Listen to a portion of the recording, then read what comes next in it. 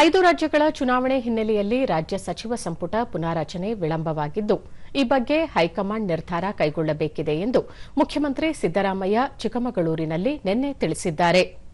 ಈ ಕುರಿತು ಸುದ್ದಿಗಾರರೊಂದಿಗೆ ಅವರು, ಸಚಿವ ಸ್ಥಾನದ ಆಕಾಂಕ್ಷಿ ಶಾಸಕರು ದೆಹಲಿಗೆ ಭೇಟಿ ನೀಡಿರುವುದರಲ್ಲಿ ಯಾವುದೇ ತಪ್ಪಿಲ್ಲ.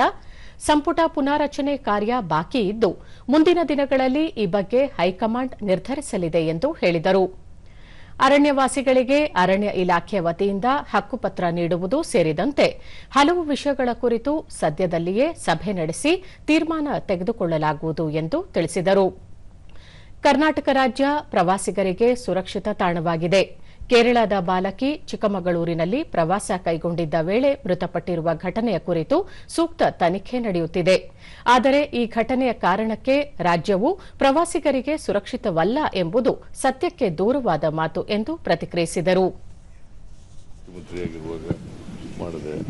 ಮತ್ತೆ ಈಗ ಮುಖ್ಯಮಂತ್ರಿಯಾಗಿರುವಾಗ ನಾನು ಉದ್ಘಾಟನೆ ಮಾಡ್ತಾ ಇದ್ದೆ. ಬಿಜೆಪಿಯವರ ಕಾಲದಲ್ಲಿ ಅದು ವಿಳಂಬ ಆಗೋಯ್ತು, ಏನಾಗಲಿಲ್ಲ.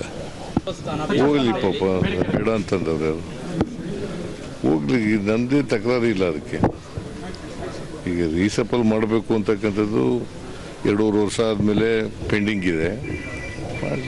ಅವ್ರು ಒತ್ತಾಯ ಮಾಡಿದ್ರೆ ಮಾಡಲಿ. ಅದಕ್ಕೆ ಬೇರೆ ಬೇರೆ ಈಗ 5 ರಾಜ್ಯಗಳ ಚುನಾವಣೆ ಬಂತು, ಬಜೆಟ್ ಇತ್ತು, ಹಾಗಾಗಿ ವಿಳಂಬ ಆಯಿತು.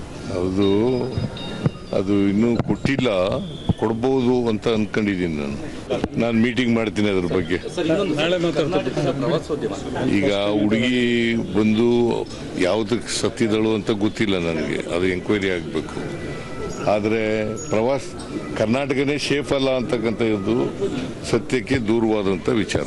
ಹೌದು, ಅಗಲೀಕರಣ ಆಗಬೇಕು ಅಂತ ಅದಕ್ಕೆ ಈ ಸಾರಿ ಮಂಜೂರು ಮಾಡಿದ್ದೀವಿ, ದುಡ್ಡು ಕೊಟ್ಟಿದ್ದೀನಿ, ಅದಾಗತ್ತೆ. ಒಂದು ಮೀಟಿಂಗ್ ಮಾಡ್ತೀನಿ.